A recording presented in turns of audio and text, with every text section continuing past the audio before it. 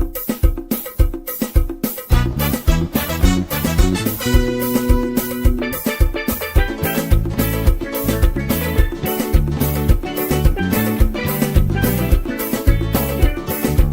is your chance to hear it, so let her tell it. People on the streets say Sabrina speaks. Tune into the show, she will let you know. Tell all your friends and family.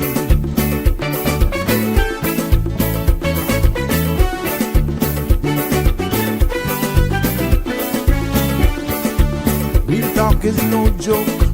You get the news straight up from grassroots and concerns. You hear some people gone. So tell all your friends to tune in to Good evening, Cayman. I'm Sabrina Turner, and welcome to Sabrina Speaks, your daily dose of clarity, truth, and community insights. Every weekday from 5 to 6:30 p.m., we're tackling the issues that affect you, from national headlines to grassroots concerns. Whether you're in traffic or winding down your day, this is your chance to hear it straight and speak your truth. So buckle up, Cayman. We're not holding back. This is the show. We gotta let you know. Now we got to go.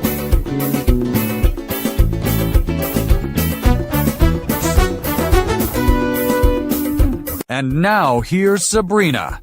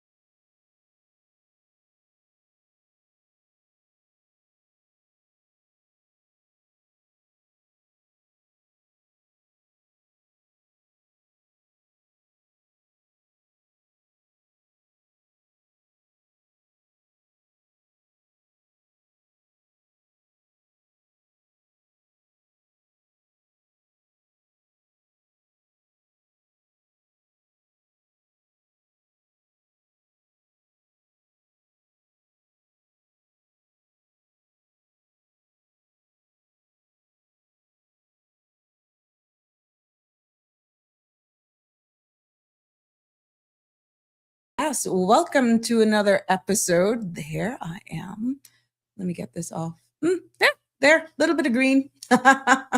Welcome to another episode of Sabrina Speaks, Voices of the Islands, Conversations for the World, the podcast where voices rise, stories unfold, and inspiration takes center stage. It's so good to be back with you this evening. I know some of you are having a little problem finding us on the CMR Facebook and YouTube pages. Please, we are there. I'm sharing the links in the WhatsApp channel. So just share those with your friends if they're saying, we are not getting Sandra, we can't get Sabrina.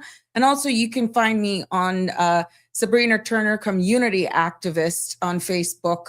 And you can look for the Sabrina Speaks or Sabrina Speaks to number 12 on YouTube as well. And you'll find all of my shows listed there as well. But all the Cayman, CMR, Mar Road pages as well, you can find us. So if people are having some challenges, just let them know. Just share the link. And if you're a part of the WhatsApp channel, you will find me there as well. But yes, I am Sabrina, and it's good to be back with you this evening. Hope you're having a good day thus far. Lots and lots going on. And let me tell you something. You see, content creation, if anybody thinks this is easy or it's a ride in the park, you got to think again. Let me tell you something. There's so much things going on behind the scenes that we actually try to make it flawless. And sometimes, yeah, it's like you're doing 50 things at one same time. But yes, very, very happy St. Patrick's Day to everyone of you who are tuning in right now, and maybe you're heading off somewhere, whether you're joining me from work, home, watering those orchids. And what's up with the forecasting? I was expecting thunderstorms. That's the good thing with forecasters. It's a forecast.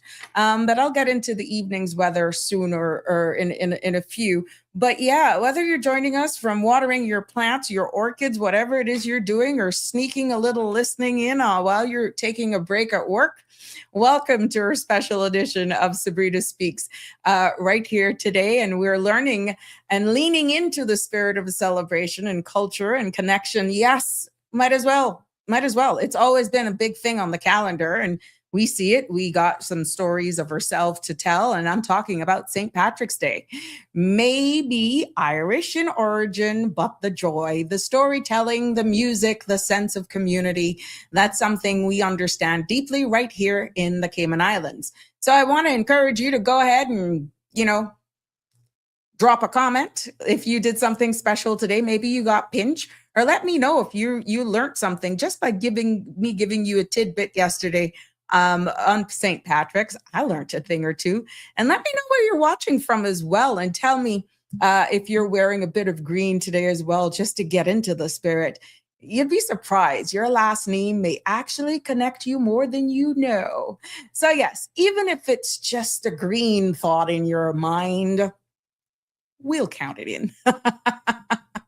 We've got a full vibrant show lineup here this evening, definitely, but it's not the same without your participation. I see you all coming in, and we're talking about a little bit about the history. We're talking about the Caribbean ties as well.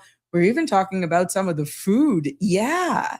And of course, your live comments throughout the show, I would be more than happy to entertain them if you're weighing in on this as well. This is your space. This is your voice. This is our community, and definitely our conversation.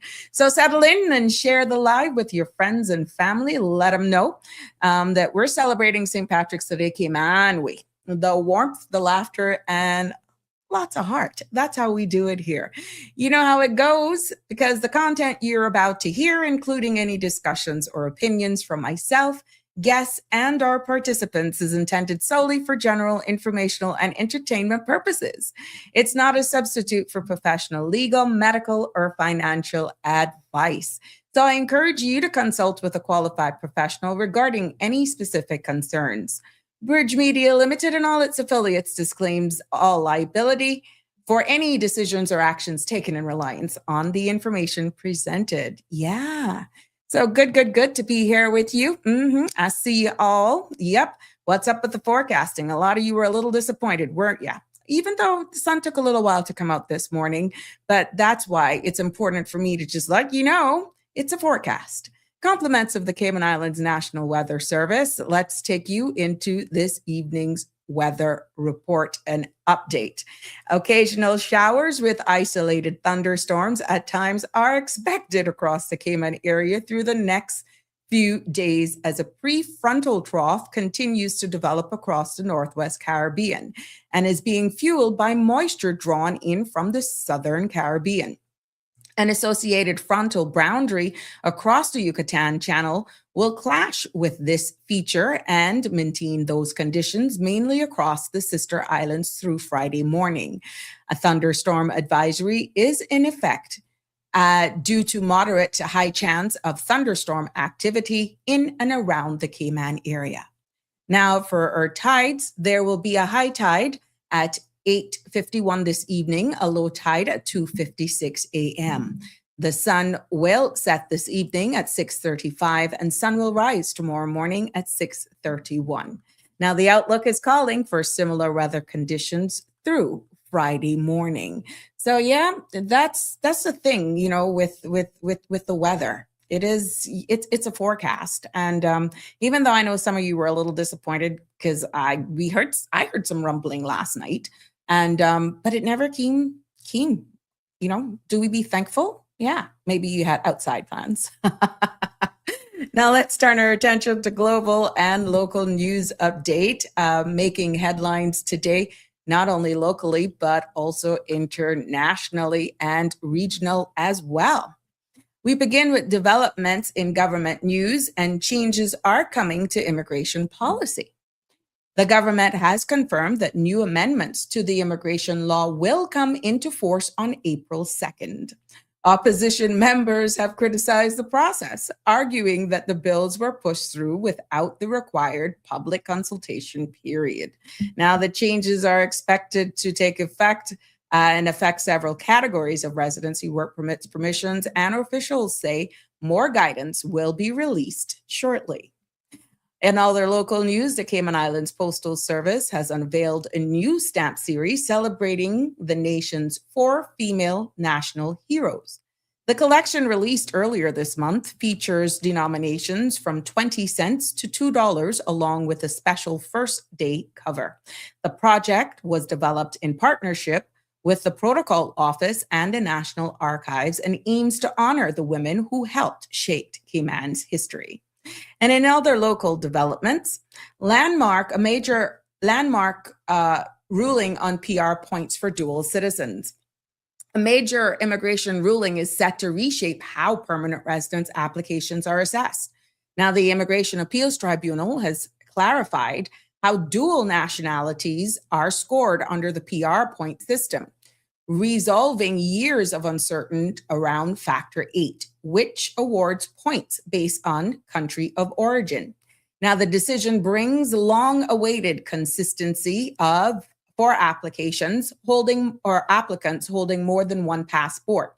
Though questions remain about how the system treats Nepalese nationals and accordingly to legal experts. So we will follow this as well. This is precedent setting, and definitely we will continue to watch how this unfolds.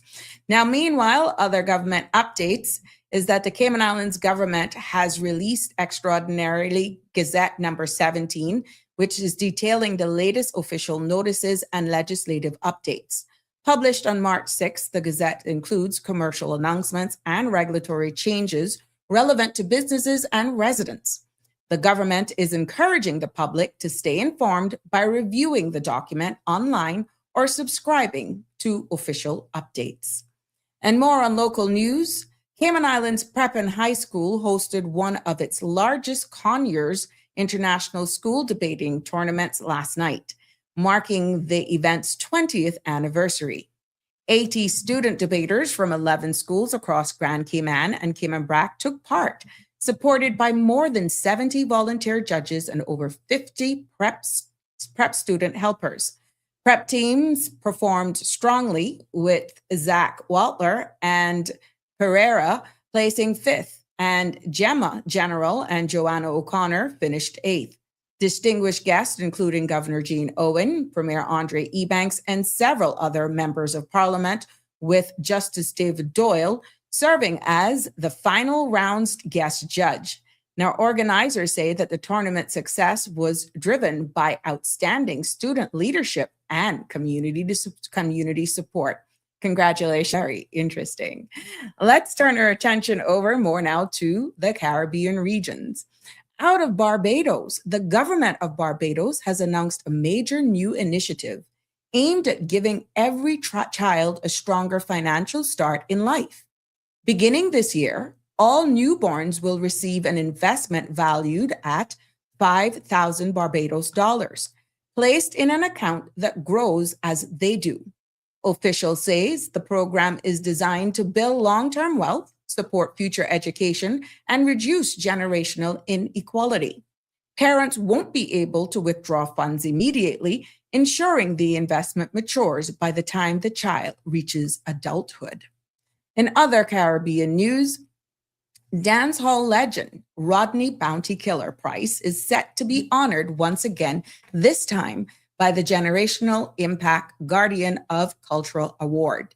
Now, the event taking place on March 29th recognizes his decades of community service, charitable outreach, and his powerful influence on Jamaican music. Organizers say Bounty Killer has not only shaped the sound of dancehall, but has mentored some of its biggest stars, including Vybz Kartel, Movado, and Elephant Man, leaving a legacy that spans generation. The award celebrates individuals who preserve cultural heritage while inspiring the future. this article, I thank Irie jamardio.com. So you can see more of that on that website. And let's take it over to the United Kingdom as we wind down this evening news segment. President Volodymyr Zelensky arrived in London this afternoon for a series of high-level meetings, beginning with an audience with King Charles III at Buckingham Palace. The Ukrainian leader thanked His Majesty for the royal family's continued support during the war. Zelensky then traveled down to Downing Street for talks with Prime Minister Keir Starmer, where the two discussed strengthening defense cooperation, including a new partnership on drone technology. The visit comes as the United Kingdom reaffirms its commitment to supporting Ukraine despite rising global tensions. And in other news out of the UK, the health secretary says meningitis outbreak in Kent is now an unprecedented and rapidly developing situation. Wes Sterting told Parliament that 15 cases had been confirmed, with 2 young people tragically dying. 4 of the infections are the dangerous Mend B strain, and hundreds of students have already been given antibiotics as a precaution. A targeted vaccination program is now underway for those living in the University of Kent halls as health teams worked urgently to contain the spread. In other UK news, the UK government is also under growing pressure today as international criticism mounts over its response to escalating tensions in the Middle East. The Green Party leader says that the government has failed to condemn what they describe as illegal strikes carried out by the United States and Israel against Iran, warning that the attacks has destabilized the region and endangered civilians. They're calling the Prime Minister to take firmer stance on international law and distance the United Kingdom from actions they say could drag Europe into deeper conflict. Now, over to the United States.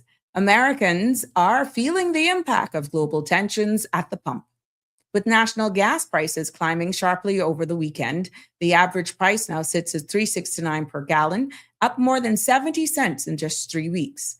Analysts say the spike is directly tied to the instability of the Strait of Hormuz, where ongoing conflicts has disrupted oil supply routes. Now, the White House has not announced any immediate measures to ease the pressures on consumers. And also in U.S. Secretary of State Rubio says Cuba is facing one of the worst economic crises in decades, arguing the island system simply doesn't work. Speaking in Washington, Rubio said Cuba survived for years on heavy subsidies, first from the Soviet Union and more recently from Venezuela, but those supports have now disappeared. He warned that without outside lifelines, the Cuban government is in a lot of trouble, and insisted the country needs new leadership capable of fixing what he called a fundamentally non-functioning economy. And also, the U.S. intelligence community has been shaken by a sudden resignation of its top counterterrorism official. Joe Kent, director of the National Counterterrorism Center, stepped down earlier today, saying he cannot, in good conscience, support the ongoing war in Iran. In his letter to President Trump, Kent argued that Iran posed no immediate threat and claimed the conflict was driven by pressure from Israel and its political influence in Washington. Now, his departure marks the highest level resignation over the administration's Iran's strategy so far. And that concludes this evening's Sabrina Speaks news from your region and definitely from around the world. Happy birthday. Shout outs to everyone who's celebrating a birthday today. Yeah. And thank you all for sharing the love yesterday as well. To all of you who shared the love. And I see the love still keeps coming in. Yeah. Thank you so much for making those persons feel extra special on their day. And for all of you who are celebrating anniversaries as well, happy anniversary to you. One and all. It's so good to be a part of this family, and you guys just get it. But if you want to be mentioned as well, send it to me. Yeah. Michelma is the one who keeps all of the updates for us. But until such times, I really depend on my social media page. Yes, yes, yes. Good evening to all of you that are coming. Please remember to share the link. Let them know we're alive and we're celebrating Happy St. Patrick's Day. Good evening, Connie. How are you? It's so good to have you here. Donnie Bonnie, are you outside watering? How's your day been going? Mm-hmm. Carol's in the house. Good evening to you, my sweet. How are you? Oh, yes. Damien Henry. Hold on. Where's my little thing this evening, Damien? You didn't do it. Where is it? Getting used to this thing. Uh-huh. I see Marshall is late to class. I guess he's setting up for his event. We're going to be expecting those pictures in a little while. I'm sure he will share some with me. Mm-hmm. Let's hope that he shares that with me in a little while. Yeah. Alfred. Oh, sorry. That's Alfred. But I wanted to call Aliano to find out how he's doing too. Give me a thumbs up if you're good to go, Aliano, in your recovery. Good evening, Alfred. How are you? How being a man feels about that honor? Yeah, for Bounty Killer.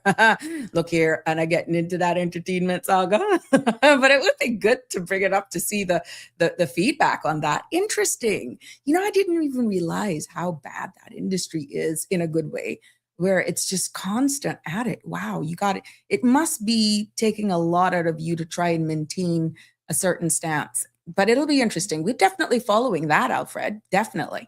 Andrew Campbell is in the house. Happy St. Patrick's Day. How much do you wear green today, even if it's a scrunchie? I saw somebody WhatsApp me. I'm wearing a scrunchie. I said, that'll work. That'll work.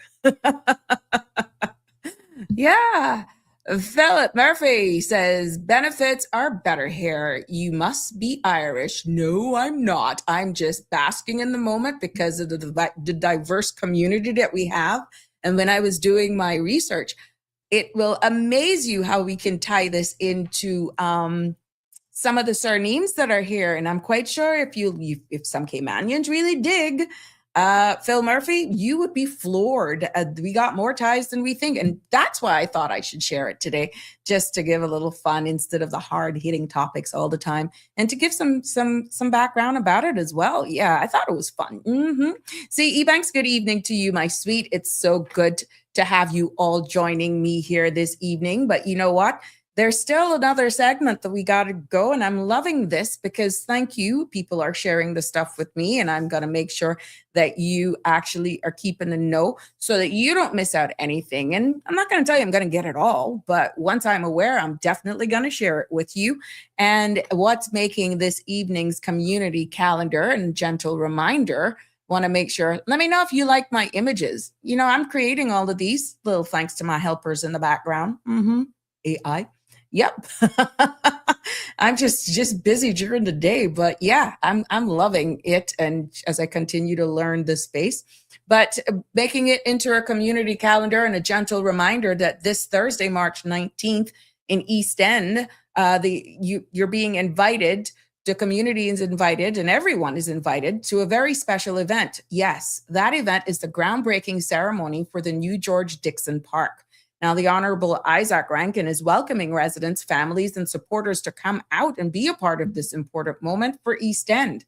The ceremony will begin at 1:30, and everyone is encouraged to attend as, the district celebrates the start of a project designed to bring new life and recreation and in definitely a new community space. So the RSVP deadline has already passed. That was on the 12th. And definitely this Thursday, I plan to be out there. Maybe I can see you out there. That's the plan. 1:30 and bolt back down here quick, so that I can get back live for you guys. So yeah, looking out to seeing you guys there at this groundbreaking event, historic moment. And congratulations to the Honorable Minister there for making that a reality. And more community thing. Guess what? Nominations are now open for the Proud of Them Youth Awards. Yes. You see those billboards that are all over the island with our young men and women? Yeah.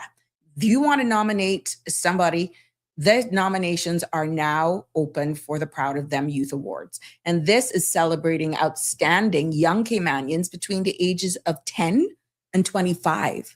Now, you can nominate a young person or within these age groups someone who shines in academics, let's say sports, culture, community service, career, or even business. Yeah, this is your opportunity to nominate a young man or woman in these categories. So if you know a young person making a real impact, now's your chance to recognize them. So you can go on and you can visit the youthservices.ky, proud of them, and submit your nomination. And make sure you follow at Cayman Youth on Instagram for updates as well. Now, please notice that the nominations will close on March the 21st, so you don't have a lot of time, okay? Nomination day closes on the 21st of March, so don't wait.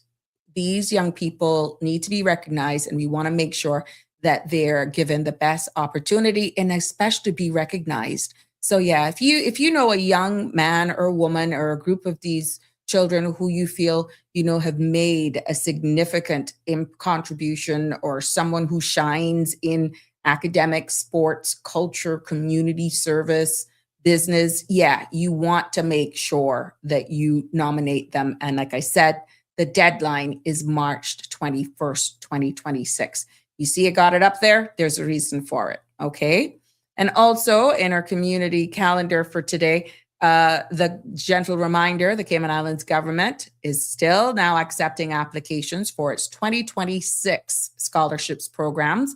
And this is for local students and who are encouraged to apply for funding, support both local and overseas studies at the undergraduate and postgraduate levels. Now, please note that the program is open to Caymanians who meet the academic requirements and are ready to take the next step for their education journey. Now, full details and all of that sort of stuff, full details of all guidelines and application forms are available. Can you turn down your radio behind the scenes, please? And students are encouraged to apply early to make sure that your documents are submitted before the deadline. So the deadline is April 30th. Please don't forget this. Phone lines are open. You can see, well, we got a caller, so why not? Whoops, there we go. 345-936-8255 is the number to call to be a part of the conversation. Caller, I think you muted yourself. Hello, caller. Let me call the caller back. That was an early curler for the day. Yeah, so if you want to be a part of the discussions today, feel free to join in and celebrate this occasion. No, I'm not Irish at all. I'm just basking in the moment and celebrating it with all of you. Good evening. Yeah, you're live. Now? You're better. Oh, okay.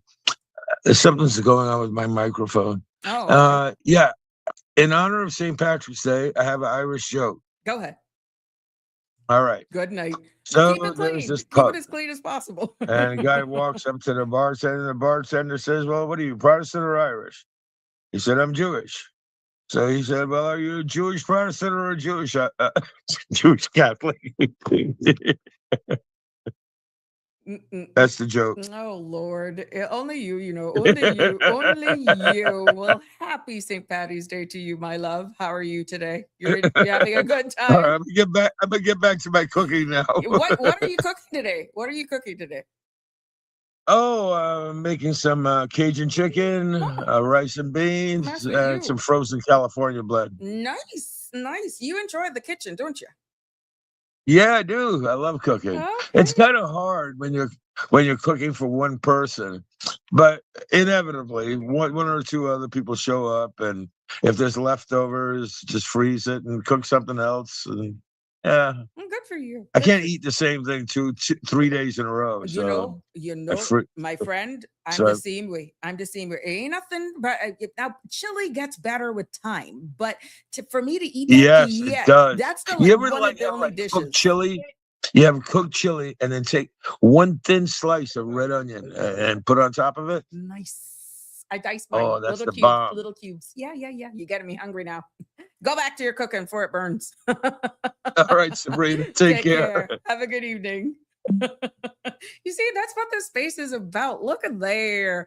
Make sure you have some. Oh, you got some veggies in there, right? You got something green in honor of St. Patrick's Day. Real Alfred, what did you have to green today? Did you wear anything green today?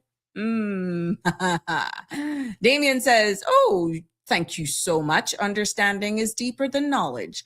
There are many people who know you, but very few understand you." That's true. That's true. See, that's why I like with you. You pull that one up quick. See, you got me spoiled now. I'm used to them. Well, welcome, one and all, and welcome to another episode of Sabrina Speaks, where we're going to be celebrating, we are celebrating St. Patrick's Day today. To each of you who are tuning in from home or in your cars or just sitting on the back patio. I thought it would be raining this evening and pretty much all day, but you know what? We give thanks no matter what. We're just so thankful to be here in the Cayman Islands, and whether or not you're of Irish by heritage or by spirit, or just simply enjoying what actually comes with it. And if it's going to go straight into the entire week, because we know how the Irish can party. But definitely today is the day that you may learn a thing or two. And by all means, like I said, the phone lines are open. You can share with us your experience, what you recall, because I found a little bit of information as well that kind of took me back. And just to get you going, Marshall shared a picture of himself back in the day, how he celebrated. Yeah, Marshall, back in the day, and how he really liked St. Patrick's Day. And he participated in a lot of those activities that some of you shared memories of yesterday on yesterday's show. So, I got this. What's Marcia saying? If it's green, it counts. I said that earlier on about the green scrunchie, and it's amazing. Oh, Derek from West Bay. I forgot it was St. Patrick's Day till I saw your show pop up. Okay, Derek. All right. That's why we're keeping it festive here today. Thank you. And what you said, if the only thing you can find is a callaloo leaf. Oh, it's green. So it'll go. Oh, thank you, Shanice. I'm at work and wearing green in spirit only. Oh, okay. Spirit green is still green, girl. We accept spiritual compliance as well on this show. All will go forward. Yes, definitely. But let me just take you into what I found today in preparing for today's show, which I thought of for a Tuesday with everything that's going on around the world. Oh my God. And it is St. Patrick's Day. I said, you know what, just cover it. And maybe that'll give a little lull. And we go into the discussions. And, I wanted to just capture a little bit about what is behind the day. And yesterday I shared a little bit with you guys that about St. Patrick and all of that sort of stuff, right? But here's the twist. I didn't realize that he wasn't even Irish. No, he was born in Britain. Yeah, he was born in Britain and kidnapped, can you imagine, at 16, and was taken to Ireland as an enslaved person. And of course, he escaped. And then later, he returned as a missionary. Yeah, St. Patrick. That is some of the history behind St. Patrick. Kidnapped at 16, taken to Ireland, as an enslaved individual, but escaped. He managed to escape. And later he returned back as a missionary. Now, one of the most famous stories, though, is that he used to use the shamrock, that flower, if you don't know what it is, to explain the Holy Trinity. And no, he didn't chase snakes out of Ireland. I shared that tidbit joke yesterday. That was all a myth, my friends. That was a myth. Ireland never had snakes. So if that's what you heard about Ireland and about St. Patrick, it's a myth. And I thought that was quite interesting as well. WhatsApp commenter says, Jamal, thank you for commenting. I always thought he chased snakes out of Ireland. Nope, nope, nope, nope, nope. I guess you Googled it afterwards, right? Yep. You Googled it afterwards. Yeah. That is the classic one. You know, that's what he's known for, about chasing these. But no, he gets credit for solving a problem that didn't exist. You know what, Jamal? That's the kind of job I want. But yeah, Marshall joined in yesterday, and I'm quite sure he's going to share some pictures with me a little later because he's having an event at his house over there in the US. And look at this. Look at Marshall. That picture was taken back in 2016 when he was actually participating. Watch him and all his green. He's all his green. Yep. So, oh my gosh. Yes, that is Marshall back in the day. And yes, I got permission to use his image. He's just one of those thinking he's still 21. Yes, he's thinking he's still 21. Alicia says, my granny used to say, if you don't wear green, a leprechaun will pinch you. Yeah, I heard that as well. Alicia Cayman grannies will mix any folklore. But yes, the pinch tradition is real. So for God's sake, try behave yourselves. I hope nobody got pinched at work today if you really understood it, or some of you might get a left hook if you really don't understand what it is. Yeah. Hey, George, how you doing? Happy St. Patrick's Day to all, and I'm having green drinks. Good for you. Good for you. I may actually venture out after the show. May. I may. Yeah, I may. Alfred Real says, I passed someone today who smiled green. Who smelled? You are wrong. No, that is wrong. Alfred, try to behave yourself. Funny not. Oh my gosh. Hey, Margarita, how are you? It's so good to have you join us today. Dorothy's in the house. Evening to you, my love. In the house. How big is an Irish community do we have on islands? Happy St. Patrick's Day to them all. We honor all nationalities, celebrations, culture, and traditions. We are a small set of islands, but we treat everyone like family. That is so right. Oh, see, Marshall's in the house. Yeah, see, Marshall, I showed you up. I big you up on the screen. Send me some pictures. Good. I love you. We're going to go to the phone lines. Good evening, caller. Welcome. Happy St. Patrick's Day. Whether or not you celebrate it, we're celebrating big and large here today. How you doing? Well, thanks very much, and good evening to you, Sabrina, and and to the listeners. I see the picture you put on the screen now. There's somebody there wearing green. Yeah, Marshall. That's back in 2016, but he's actually having an event. He's in North Carolina or South Carolina. He's having an event this evening, so he's promised to share his pictures live from his event this evening. I thought that was so cool for people just allowing to share in the moment. And with everything, Mr. Balika, with everything that's going on, Mr. Balika, why not just do a lighter movement? But I mean, this is our space. We can go. We can take it wherever we want to go. What's on your mind today, my sweet? Exactly. Well, just before we leave the subject of St. Patrick's Day, there's somewhere around, I guess it was 2007, 2009 or thereabouts, I had this legislative council, the legislative drafter who I had persuaded to come over to work for 6 months for the Attorney General.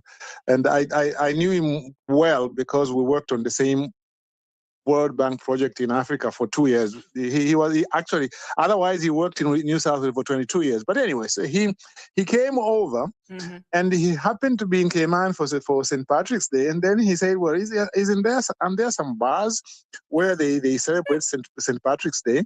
Now, I wasn't sure. But we looked around and there was a bar on 7 Mile Beach. Fidel Murphy's? Where it might have been Dale Murphy. I thought it might have been across the street from Dale Murphy. But anyway, I was new then, so like I don't recall very clearly. But I remember that it was so booked on the day, and he was not able to get in because it was all booked in advance. The people who were supposed to be there, that they were already set, and so he was not able to celebrate Aw. St. Patrick's Day.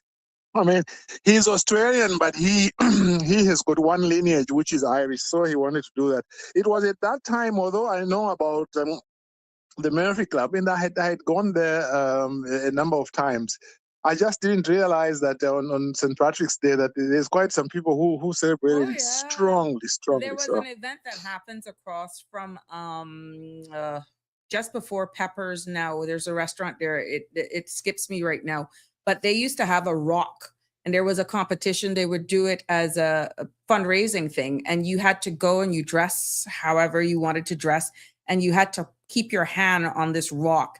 And for the person there who remained the longest, of course, you won a prize and all that sort of stuff. And it was amazing how they were even in Depend Pampers and all that sort of stuff. And then it was really fun. But I can remember days gone by where along that 7 mile strip right across from Marriott, the traffic jam just for that one event where you had to touch this rock and you had to hold this rock. It was mayhem, but it was fun. And, you know, they do have a sense of them when you can understand them. When they party hard. And I love to see how they dance. I've attended a number of events, but poor my knees would give out. Oh Lord, I don't want to end up being no. But you know, I love their spirit. Mr. Malika. I've been to a few events with them. It's fun. Yeah, it's very interesting. Well, it's interesting you should mention Peppers. I used to go there very often with a friend of mine who lives in that area. It was very, very nice. Now, I just thought I should update you on my case very briefly, which is coming up on Monday. This is my case. Well, it's just to confirm the date. This is my case. This is me, Bilika Harris Imamba, against a whole bunch of people. That's Chief Justice Margaret Ramsey Hale. These are the people I'm suing. Chief Justice Margaret Hale, a certain Mr. Nick Freeland. I'm reading from the cause list. Sir John Goldring, who is the president of the Court of Appeal. Justice Adrian Saunders, who is a judge or president of the Caribbean Court of Justice. Miss Dame Janice Pereira, somebody I know personally a little bit, who is the president of the Eastern Caribbean Supreme Court, which is the equivalent of the Grand Court, but he's also president of the Eastern Caribbean Court of Appeal. And then there's Mr. Guy Locke, and then Miss Myrtle Brandt. Myrtle Brandt used to be the head of the Legislative Drafting Department, but now she's a part-time member of that commission, and of course the Attorney General. Now, the case is listed from the 23rd, Monday the 23rd of March and Tuesday the 23rd of March for 2 full days. 23rd and 24th, yes. 23rd and 24th. It will be in courtroom 9. That's where they will set up all the equipment and stuff. But the judges will be in their respective places in the UK. The 3 judges are actually judges of appeal, justices of appeal in the UK Court of Appeal.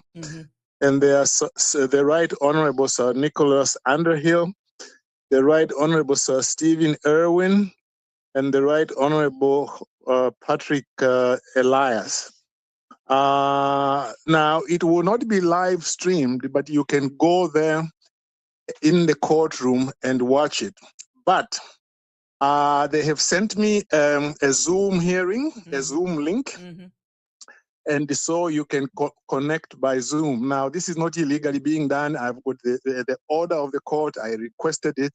They sent it to me, so I will be sending it around probably tomorrow for people who want to log in and listen to it on the Zoom link. It is an important case because in the Cayman Islands, there are still issues as to how effective complaints against judges are. In the report of the Judicial and Legal Service Commission covering the period 2012 to 2015, there were, according to the report, 9 complaints against judges. We do not know who those judges were, the nature of the complaint. We do not know the result. But the report just says there were 9 complaints of judges. So you can see that it is a very opaque system. There is no knowledge really as to whether any single judge. No, let me rephrase that. We do not know of any single judge who has ever been disciplined in the Cayman Islands. If they were maybe warned privately, maybe there is, but we do not know that. Now, the reason I mentioned that is because this case, the one I'm taking to the Court of Appeal, is saying that the Judicial and Legal Service Commission failed to discipline a particular judge. Mm-hmm.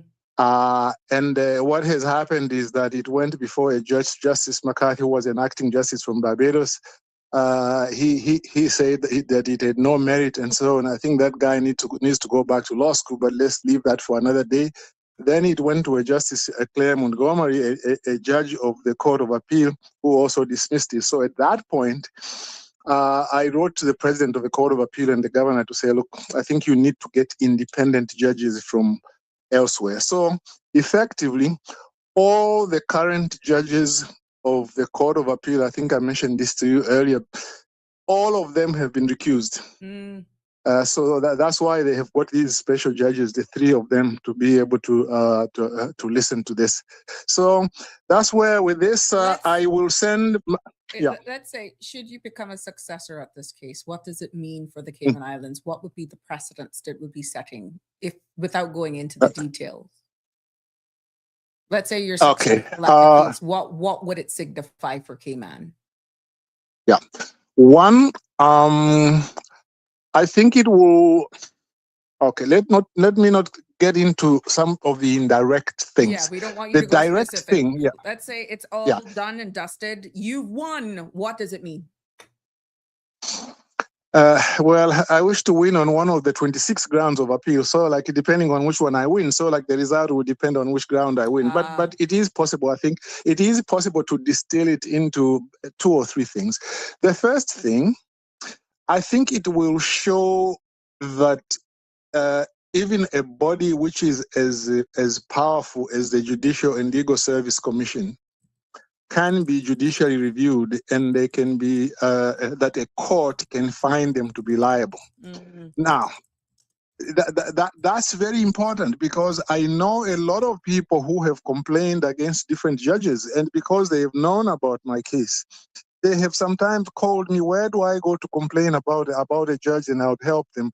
Or sometimes they'll say, well, I have complained against a judge, but nothing is happening. Mm-hmm. You know, then what do I do now? What you do is you bring a judicial review against the person who made the decision. And the other thing which has to so the first and things at the very top, if I succeed, then it will show that judges can be disciplined and be disciplined publicly. Okay, that's very important. That's right. 1, 2. The other one, which is very important, this one is absolutely crucial. One of the things I'm arguing is that, you see, since 2019, if you make an application for judicial review, the way judicial review works is different from the other suits. The other suits, like if you are suing, you sue it, you issue the writ, you serve it, and then if you go to the judicial website, you will see, Sabrina is suing Bill Simamba. It will be there. But with judicial review, it doesn't work like that. With judicial review, you have to apply for what is called leave to apply for judicial review. In other words, you are asking for permission from the court whether you can bring judicial review. So what happens is you put in what is called an ex parte application, meaning it is an application without the other party, the Attorney General, being called, and then you make a basic case. Basically, you are supposed to say that there is an arguable case here. You are not supposed to have all your arguments there, but just to show enough that, why is there something that needs a further examination? And then if the court thinks, there's a bit of an arguable case, then they'll give you leave, meaning permission, and then you will come back now with your full-fledged case, and then the other party will be served with the documents, and then you'll come and talk about it. Now, what happens wherever you go in the Commonwealth, even at the stage when you are applying for leave, those documents are public. Ah. That's the way it is in Canada. That's the way it is in the UK and all over the Commonwealth. That's the way it is. And that is the way it was in the Cayman Islands. Right. Until 2019, when there were two decisions, one by Justice Kawali, the other one by Justice Smelly, which said, no, at the stage when you are applying for leave, it should not be public. It should be a private, secret hearing. Okay. Okay. Now, the problem with that, okay, so that's how they've been doing judicial review. So all these judicial reviews which you have seen, you only get to know about them if they get leave. Like, for example, who is it? The ombudsman. She sought leave. At the time she was seeking leave, nobody knew, at least not publicly. And then when she got leave, and then that's when they take the documents and put them on the public register. So they keep a secret register for ex parte applications for judicial review, and then the other one once they are made public. Okay. What I am arguing is that is unconstitutional. It amounts to a secret trial. And the reason is because under Section 7, I think it's Section 7 of the Constitution, it says that all the rights, privileges, obligations of citizens are to be determined in an open public trial. That's what it says. So what I'm saying is that when you say that an ex parte application should be private, and it can't even be put on the public register in the court so that people can see, and once the decision is made, for example, if they make a decision that they won't give you leave and you decide not to take it further, it means your rights and obligations have been determined in secret. It is a violation of Section 7. So to answer your question, if I am successful on that point, we will go back to a system where from the time that you apply for leave for judicial review, your matter is public. And I believe that will be very important in terms of accountability in the government. At the moment, the government is getting away. There are some people who apply for judicial review and leave is not given. And when it's not given, if they've got no money to take it further, then you never get to know about it. Right. How do you have accountability for that? If there is something which is going to come out, the second biggest thing to come out of that, it is that to go back to a time when applications for judicial review are public. Can you imagine? Can you imagine that if I sue somebody today for damaging my bicycle, I sue them for $9, okay? And I file this writ in the summary court. That document is public. Oh wow! That document is public. If you go to the judicial website, it's there. If you sue somebody in the Grand Court, like the other suit that I have against the Attorney General and so on for conspiracy to defame and so on, as soon as I filed it, because it was not a judicial review, I filed it as a civil case in the Grand Court. It was public. If you go to the website, you'll find it is public. Okay. So if that is the case, why is it that if even for a small matter, like suing somebody for $10, it is public, but when I go against the government to say that the government has refused to give me a liquor license, that issue can be determined in secret. I mean, that doesn't happen anywhere in the Commonwealth. And you see, it's because Section 7 guarantees a public trial, a public airing of suits for negligence, for anything. Because of that is why people usually, like in the government, that is why people usually they behave carefully, because they know that this is going to be public. So that is the second biggest one. There's a lot of other issues in there I'll just wait for your updates, because you just wait. I don't want you to expose anything since it's No. It's only, you asked me for the significance of it. The significance of it. Those two will be significant. There will be other matters are more of a technical administrative laws matter. So if you are interested in it, Courtroom 9, Monday and Tuesday. By the way, the time, it starts at 8:00 on both days, and the reason, because that way, in England it will suit them as well. 8:00 both days, 23rd, 23rd, Monday. Yeah. Andrew has a Campbell. Okay, well, Hold on. You ain't going nowhere yet. I got two things I want to pick Yeah. your brain with. Andrew says, Okay, how sure. does the public benefit? Are judges held accountable for biased judgments, penalties, and fines? I posted it up on the screen. Yeah. Okay. Biases and like what did he mention? How does the For public benefit? biased judgments. Are judges held accountable for biased Okay. judgment, penalties, and fines? Is another question. Okay. Two things. Oh, but it's one thing. Same side of the two sides of the same coin. Uh-huh. You see, judges are allowed to make mistakes, like all of us. So if they make a decision, and then you think that the way they made it was biased, or they made a mistake of law, or the sentence was too high, the where to go is not the judicial commission. Mm-hmm. You appeal the case, okay? Because they can make a mistake. But if they do something that goes to misconduct, okay, it is misconduct, then you go to the Judicial Legal Service Commission. Although, again, this is another thing which has changed. From 2009 to 2016, you went to the Judicial and Legal Service Commission. They are the ones who disciplined the judge.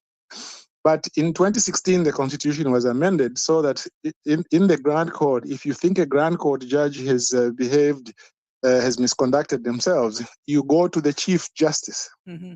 The Chief Justice now is the one who who disciplines the judge. Now, that's one of the other little things that we are going to discuss in this case, because my case was taken to the commission, and then the commission wrote to the Chief Justice, and then the Chief Justice seemed to just convey what appears to be a decision of the commission. So one of the things I'm challenging is, well, if the Constitution says Chief Justice, you make the decision, you should make the decision. You shouldn't give it to somebody else who makes the decision, and then you just convey it to me. So that's one of the things. Sounds like the amendments to the immigration law. Yeah, exactly. But for those legal nerds out there, They would what I'm alleging, just in two words, really, if I'm saying that if the commission did that, then they usurped the powers of the Chief Justice. Okay. And if the Chief Justice allowed them to do that, then she abdicated her responsibility. It's one of the grounds of appeal which should be argued. So in a nutshell, if it is misconduct, you go to the Judicial and Legal Service Commission. If it's just a mistake of law, then you just go to you just appeal the matter. But it's very often a very fine line. In this particular case, why I think that misconduct comes in was because the judge really said two things in the judgment, which I proved by documentary evidence that he was lying. So I'm saying that that's where you draw the line. If he had just made a mistake of law, fine, it's a question for appeal. But if he deliberately has lied, and since then he has never explained why he said something like that, that is misconduct. And so basically that's the top thing. Okay. I have 13 emails which show that this judge lied, in my view. And the judges up to this point in that time have not decided that issue. So I hope that's a good answer for the... Andrew, that he answered your question. And Wake Up Cayman is saying, question, before Mr. Balika leaves, please ask him if his course involves Parse, P-A-R-S-E, syntax, grammar. Oh, yes. In fact, I've got two courses. I've got one which is called How to Write Legal Documents in Plain English. There's a basic one, and then there's an advanced one. And I go into the syntax and the grammar. For example, I deal with issues like ambiguities involving verbs, ambiguities involving adjectives.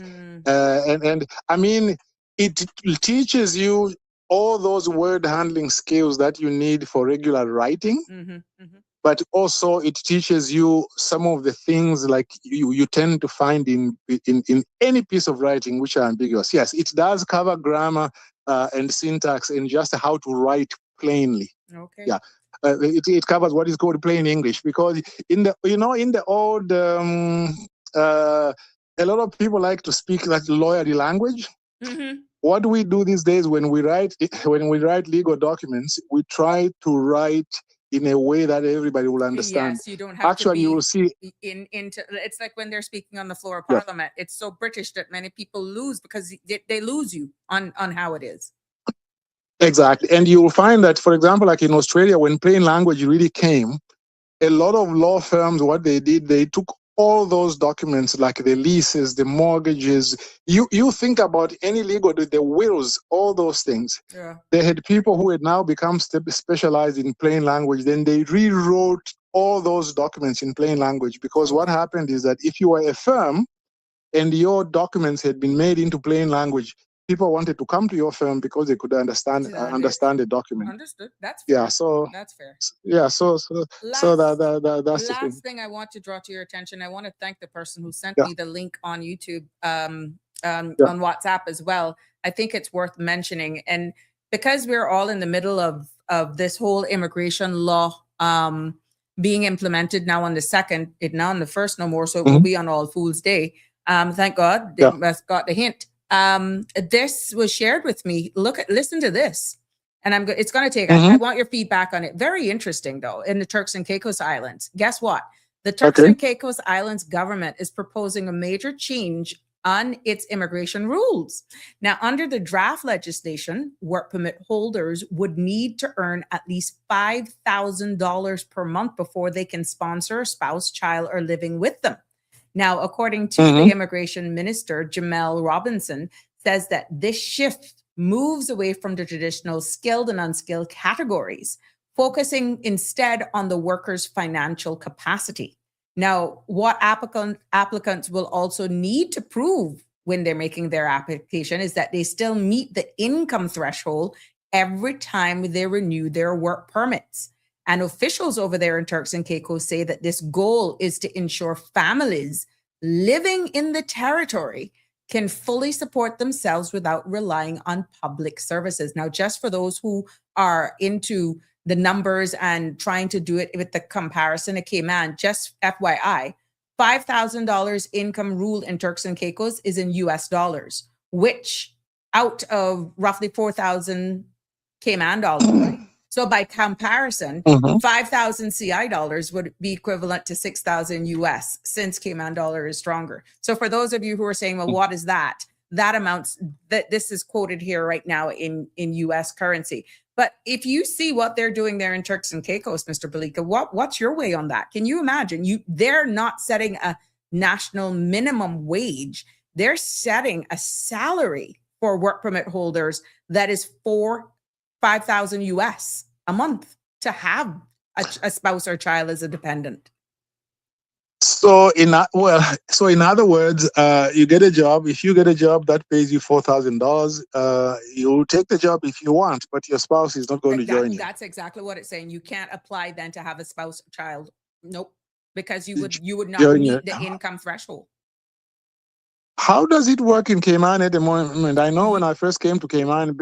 That's one of the things that is changing now. I think back in the day it was you had to be making a minimum of $3,500 and then an additional $500 per month for each additional child or something like that. Don't quote me on these figures because it's in the head but mixed with what I saw in the proposed regulations that we still haven't seen public yet, and the old one. But it was like $2,500 and then like $300 to $500 for each additional dependent. But it was still way less than this. It was way less than this, even in US. So in other words, Cayman had a similar system, but just it had a lower amount. Yeah, lower amount. For a higher lower cost of amount. living, Yeah, well, which because pretty much is one and seen. Yeah, because when I came to join the government in 2003, what I remember with the government, now maybe this didn't arise because my salary was reasonable, but basically they said, okay, fine, you can come in, you are married, you can bring a maximum. The rule in government, I don't know where they got that from. That you could come with up to 2 kids. In other words, you could come in to work for government with a spouse and 2 kids. Now, during the interview, they would ask you what your wife does. Okay. It wasn't a precondition that she has to be capable of getting a job, but I told them that, well, my wife was a social worker and she would be looking to work as well. So that I imagine would have been taken into account. And as it happened, in 2 years, she came and joined me together with the kids and took up a job with Children and Family Services.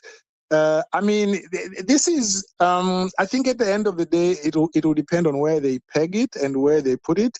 It is a reasonable requirement in the sense that even I know that in Canada, for sponsoring, not so much sponsoring spouses, but if you want to sponsor like a relative to come in, like to come in and work, then you have to enter into a contract with the government to say that that person will not for 10 years seek any government assistance and so on. And if they need that, you provide it. But what they do is that there is a threshold. I forget what it was. When they introduced it about 20 years ago, it was about 33,000. I think it's more than that now. So that in different contexts, they do that to try and, for the same reasons, really, to try and prevent people from coming in, and then they are living on a very small income, and then even if they don't qualify for government services, then it puts pressure on them in terms of where they live. Now the wife is going to fish, and you also as a husband, maybe you are working in the accounting section, you might start getting tempted to get an unauthorized loan because you are kind of broke. Correct. So. But I think it's good that they are looking at that as well. I mean, it doesn't change my view that, in my view, to be frank with you, I think the fight about immigration, I know some people might not like me to say this, I think the fight about immigration has been lost. I think government has finally basically capitulated. All these things they are doing, they won't affect anything. I really believe that we'll not have to wait for time. I want to see the 2nd of April in first and then see it. My thing is the operational arm of the legislation, which is the regulations. And see it. Yeah. So, Mr. Balika, look here. I tell you, we can find you a wife. I hope you're not married. Hold on. I gotta remember I'm alive. Hold on. Andrew says how documents are worded in English legally to give empowerment in contracts, purchases, wills, and real estate, but easily understood are important. That's a comment. And then Miss Melita is asking, so Mr. B, you're already married then? Question. Asking for a friend. You see what I tell you? Because I'm reading that and processing some information that I'm getting at the same time. And you're saying I'm on radio. What shall I say? What shall I not say? Like, let us just say that information is sealed. But if you are more interested, you can ask Sabrina. She'll give you my number. You get in touch. I'll tell you. Yeah. You, Mr. Balika, you're not getting me involved in your mix-up, you know. But it's good. It's all here. Miss Melita, no. You will only be like the Chief Justice, just conveying a decision. Okay. You're not making a decision. I got you. I feel you. Well, thanks for asking. Yeah. See, Andrew says Sabrina turned matchmaker. What a mess. All kind of things, Andrew. All kind of things on Sabrina Speaks. Those are some of the things, Sabrina. You know what people say sometimes? They say, well, when I started this show, it was supposed to be this kind of a show. But then one time we were talking, something happened. But you see, then people showed that they were interested in this. So we had now an offshoot of this show, you know. Then Melita maybe can host that one. It can become like not necessarily a satellite show. Exactly. But it's good to see you. Hear you. Well, it's good to speak to you, Sabrina. Good to speak to the Sabrina Speaks community. Always very nice and very kind, and sometimes with some serious talk, and sometimes some some sir. Bantering, and that's really great. That's what I love. Well, let me leave you there. Thank you, sir. Yeah. Have a good Thank you evening. very much. And Bye-bye. Melita is Bye-bye. saying she was just a messenger. So it's not Melita. It is somebody else who's Oh, hearing you. Yeah. So oh, you so see? it has to go to Melita, and then it has to go to Yeah. Sabrina, and Let then me come to me. what a Wow. mess. What a whole heap of due diligence there. Worse than the banks. Or it's like when you go to you are a big man, like you are 60 years old, and then you go to a young star who is a singer who is 20 years old, and you say, well, can you sign this for me? It's for my daughter, but it's not for your daughter, it's for you. So, Oh my well, gosh. take care, Sabrina. All We'll talk fun. soon. Take care. Have a good Bye evening. bye. Yeah, there we have it. 9368255 is the number to join in on this conversation. Light and lively here this evening, despite hard-hitting conversations at times. And I want to wish Mr. Belico all the best on his upcoming matter. And I'm quite sure he'll definitely keep us updated. Just happy St. Patrick's Day as we keep the mood light and lively here today. Definitely. What you say?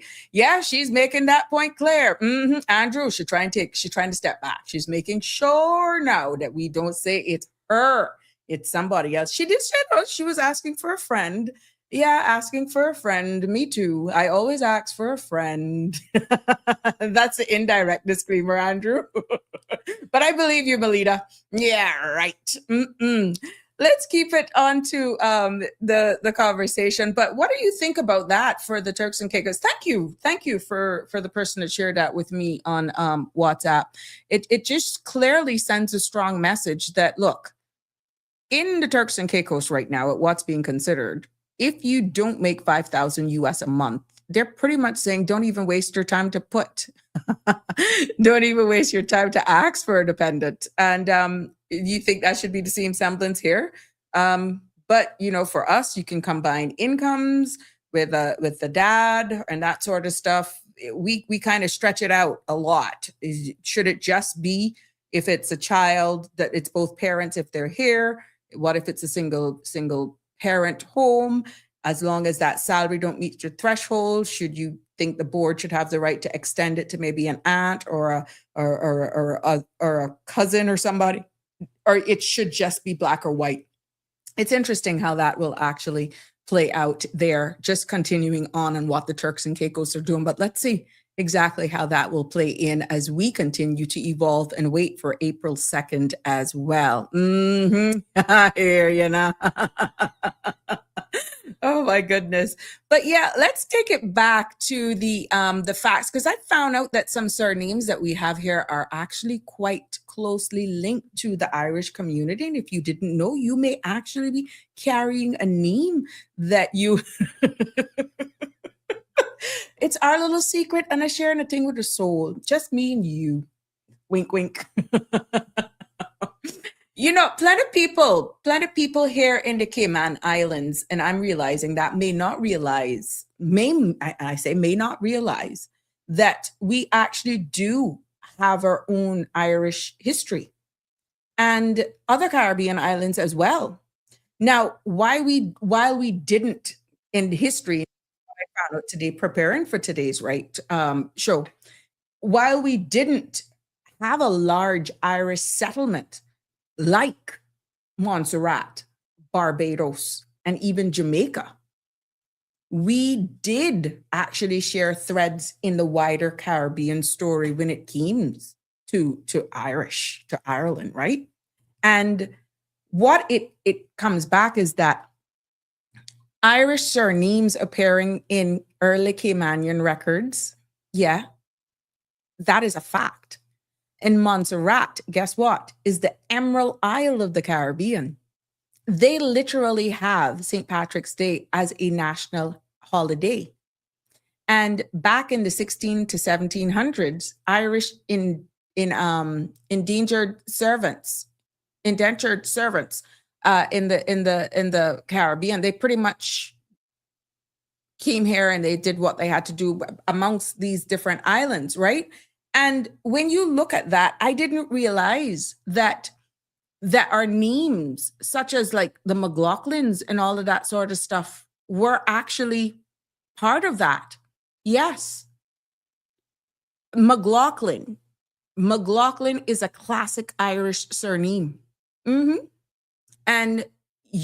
for sure that we've had a few Irish origin names based on that regional and migration.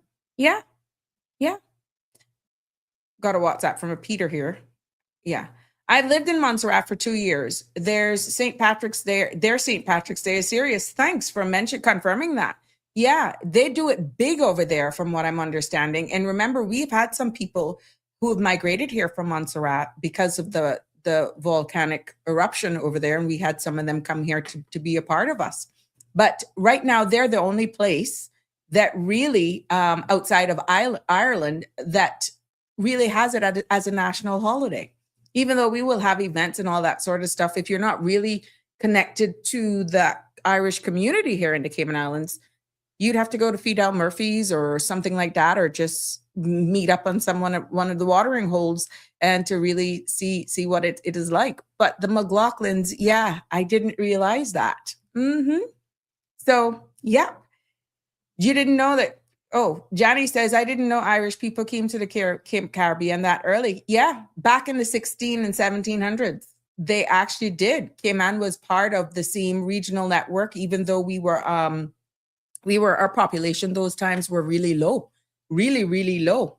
So it's amazing. But the McLaughlins is linked to that. When you actually check that out and you look into those surnames, you could have some serious Irish ties there. Andrew says the first early settlers and occupants were who? We know we had slaves. Yeah, but you know what? We're going to eventually have the Ministry of Culture on. And it's going to be interesting what's really written and what we can find on that so we can share that with you. And of course, as we prepare and get to know our own people and get to share our history, Andrew, I will make it my business to go and do some research as well, because this really pushed me to look even some more into it, because who to tell? You might be surprised exactly what's happening. Melita Ebanks, just kidding. Andrew and Melita is at it. Melita says, I couldn't wear my top, but I was representing on my dashboard. You go, girl.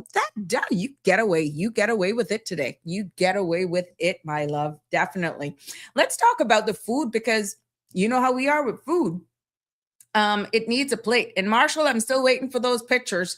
I want to see what your spread's like over there in North Carolina. You're celebrating today, big and bold.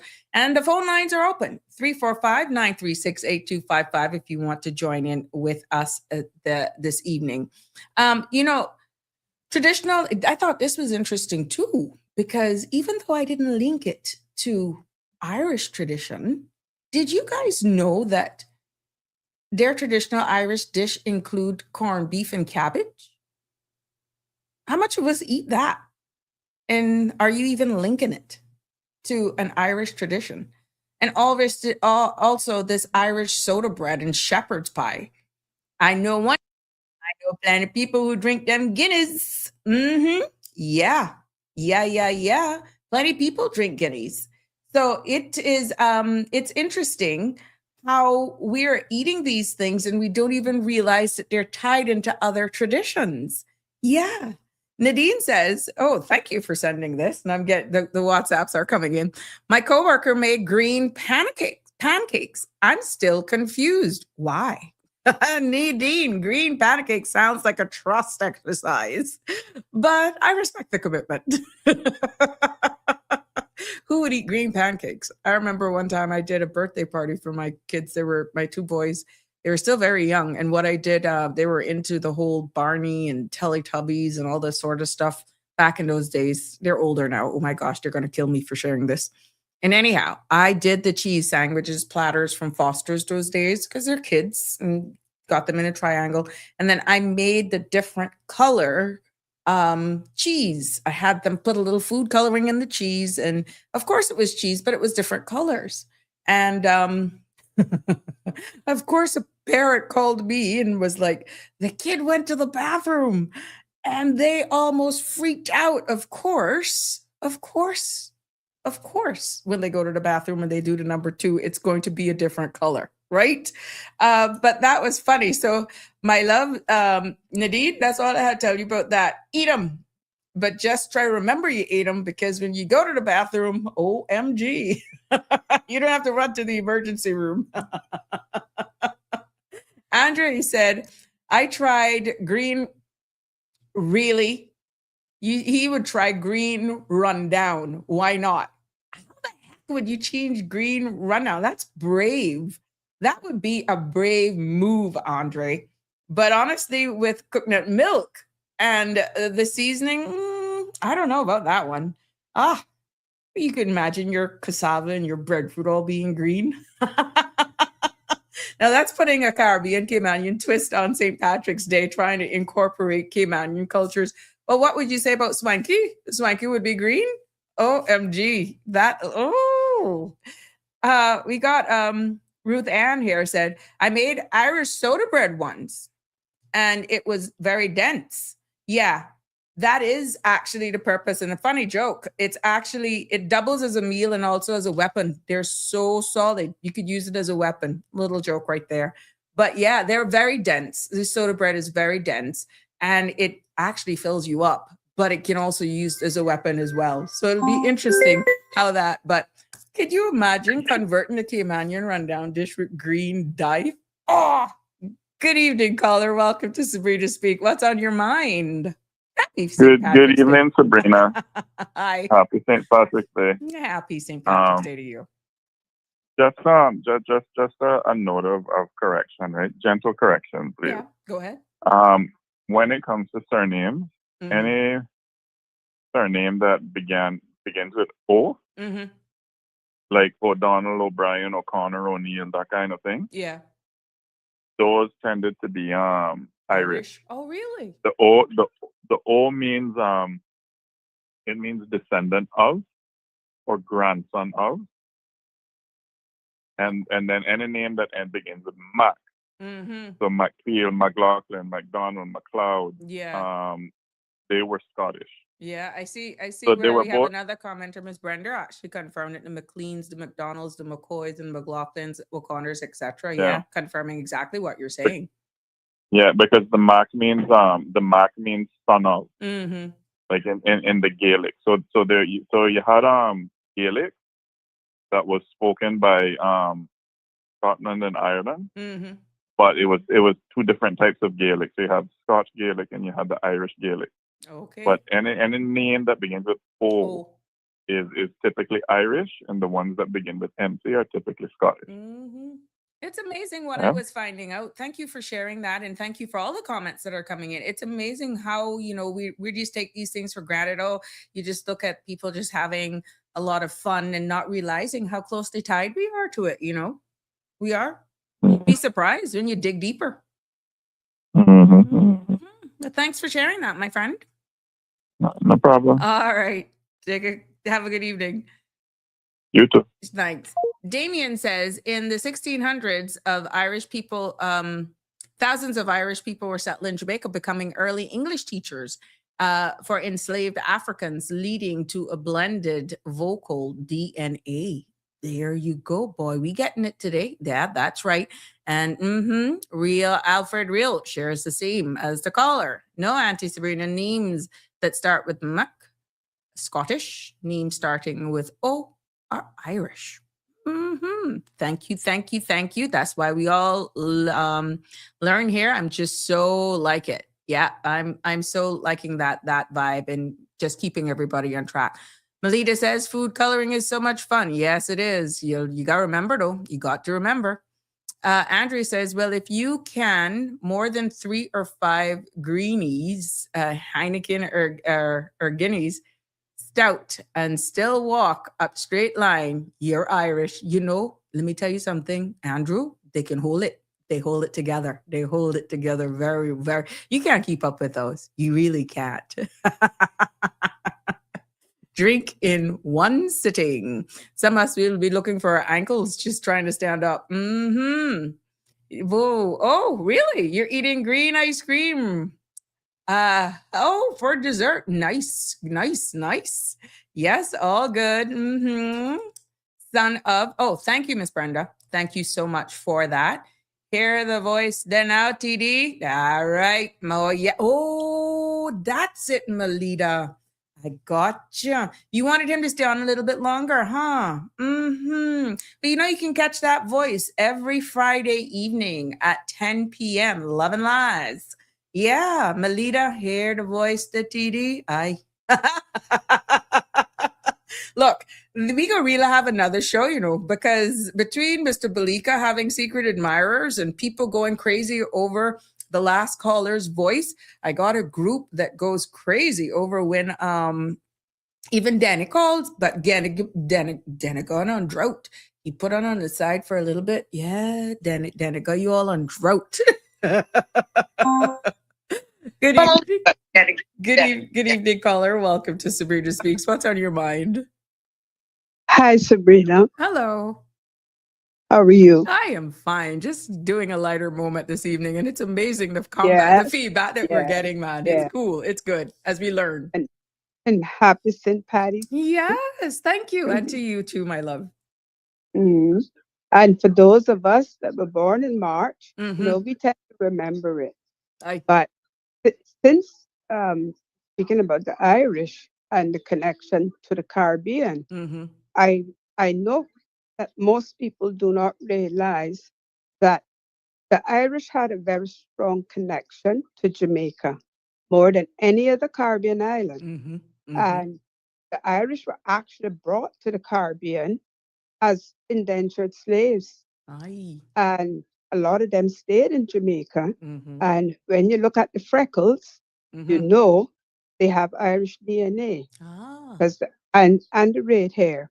And the other part of the red hair also came from the Germans, although they didn't have as big a population Right. as the Irish, because the English, that is why it is such an animosity between the Irish and the English, the Mm. Scottish and the English, because the English used the Irish as slaves.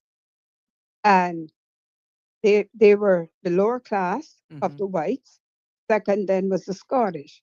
So that's a sin that they have never been forgiven for. Oh. And when the English got into the slave trade, they were smarter than anybody else because they made sure never to bring their slaves over to the UK. Mhm. They brought them to the Caribbean, to South America, and to the Commonwealth states of the US.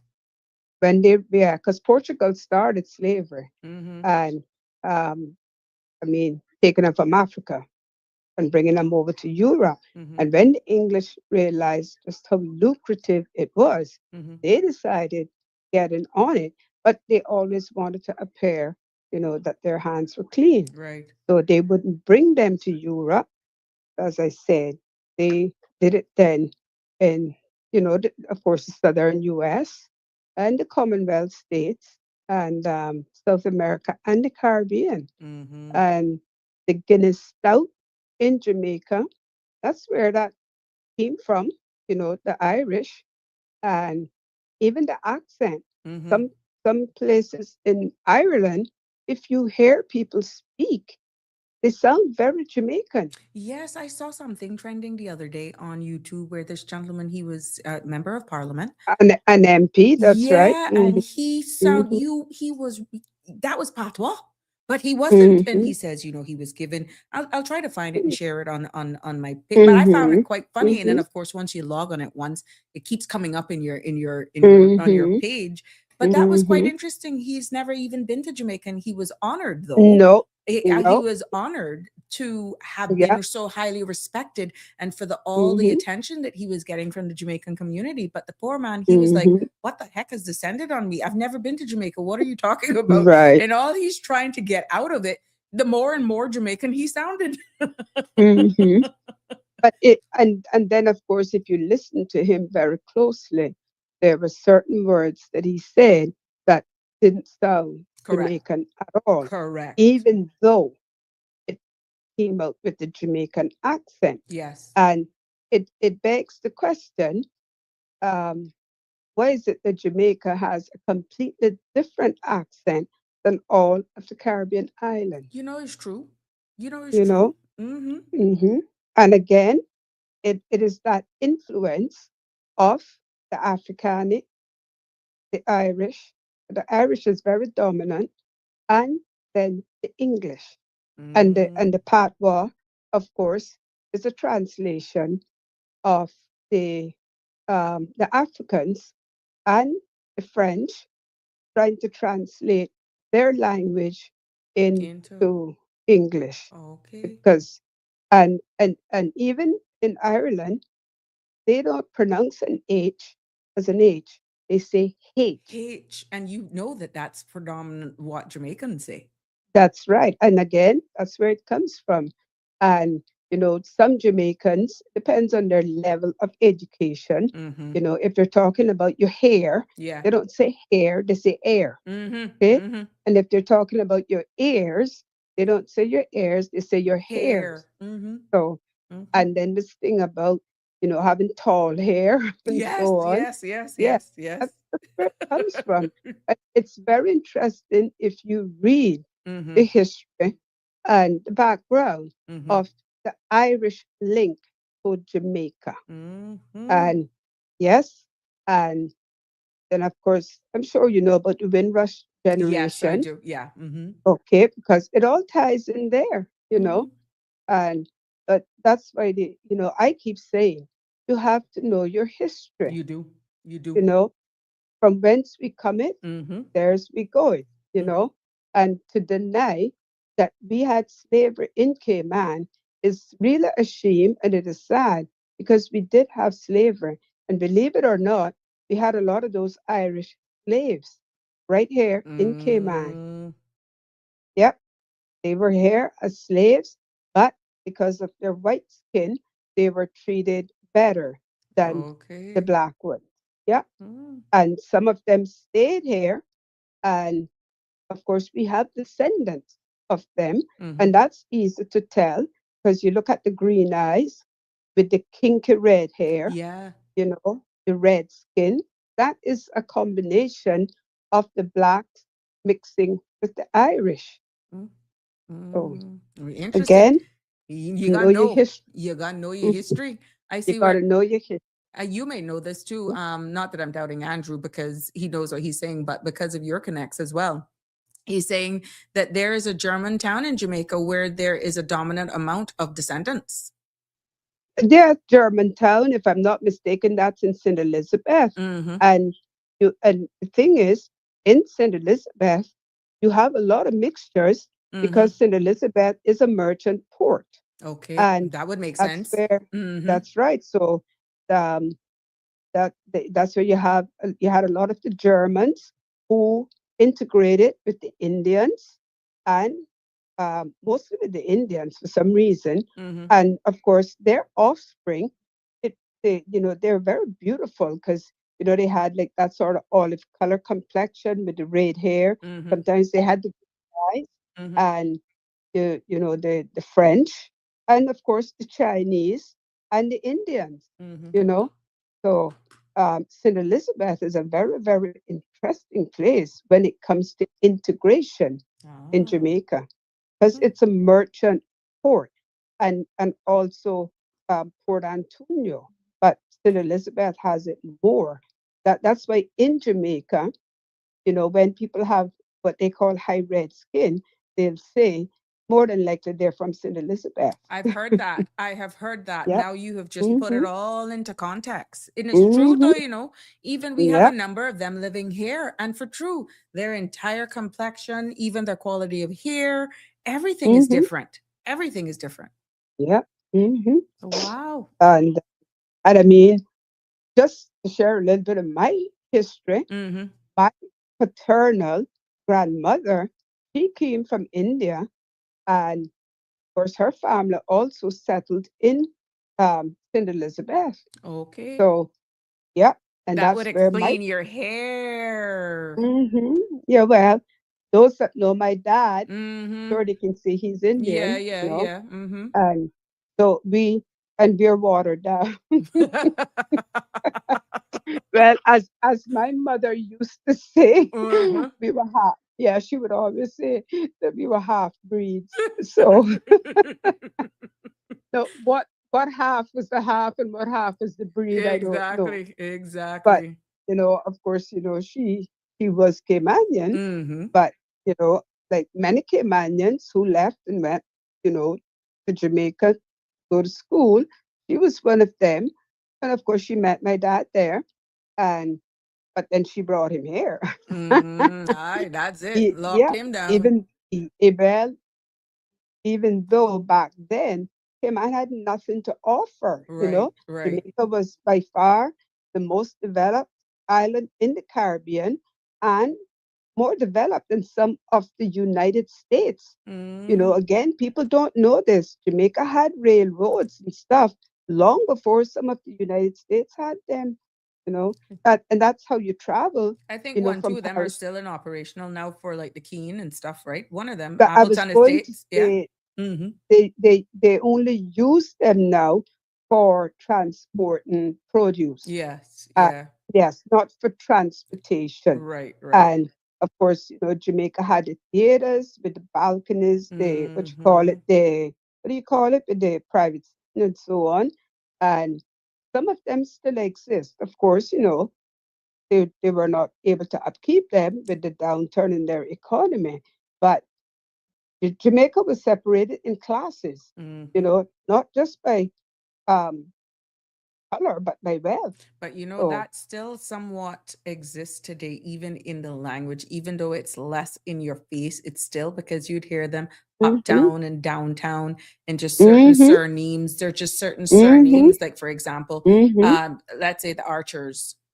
Maybe the Sims would never get into the Archer family by marriage mm-hmm, because of classism.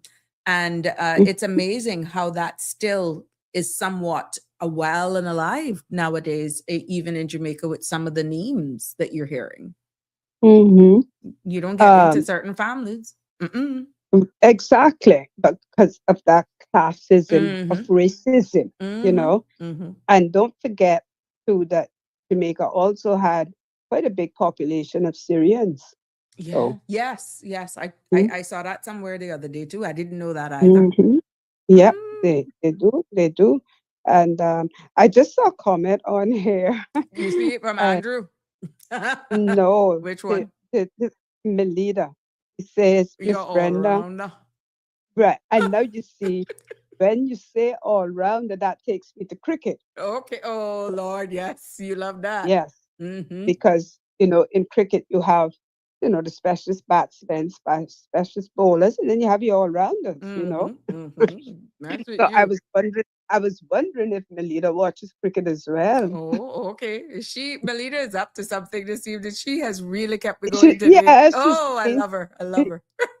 she is either in a very good mood, or Yes. she had a little short of Irish whiskey Something, maybe. something, something, something. Oh, Miss Melita is at it today. She's on it today. She's on the ball. Andrew Mhm, shared something personal as well, too. He says, my family line is an mhm, integration of Chinese, African, and Scottish.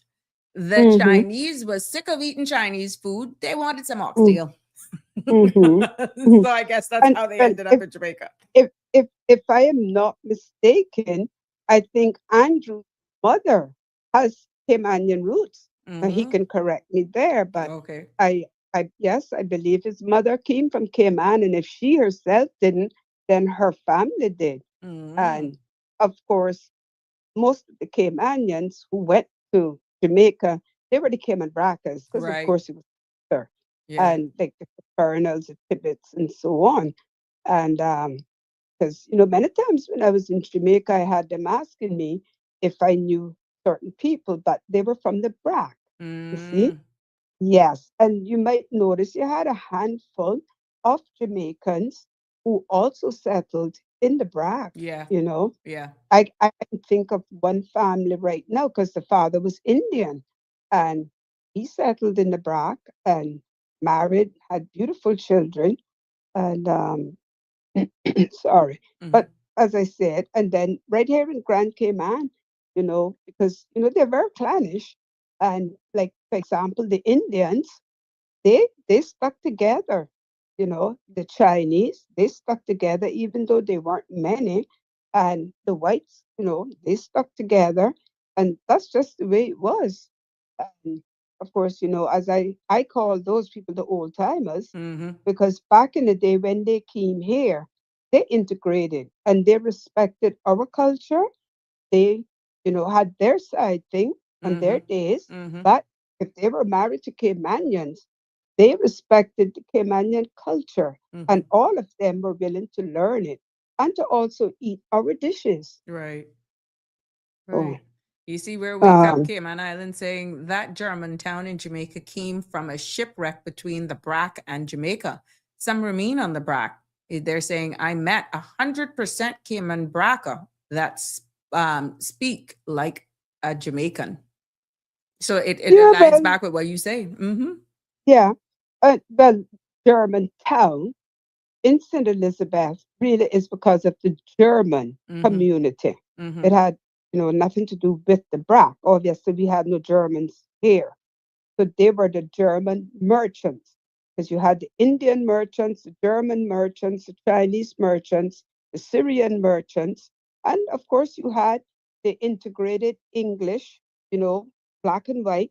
And then if they had wealth, of course they became merchant marines as well. So as I said, we're all linked somehow. And I encourage people all the time, trace your bloodline, Mm-hmm. trace it on both sides, Yes, yes, yes. And So Andrew that's answered your all you know. question. He says, yes, my mother is 100% Caymanian, West Bear. There you go. My father came here in 1953 when they were building the Mm-hmm. airport runway and met my mother. Plenty of Mm-hmm. history. Mm-hmm.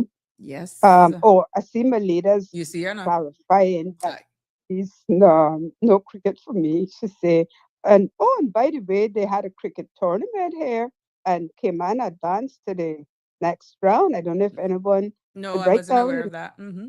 Yeah, it's taking place at the Jimmy Powell Oval there in West Bay. Okay. Oh, That's good. maybe Melita could go out there and support them. Aye. At least she can clap when they make a run. She should understand that much.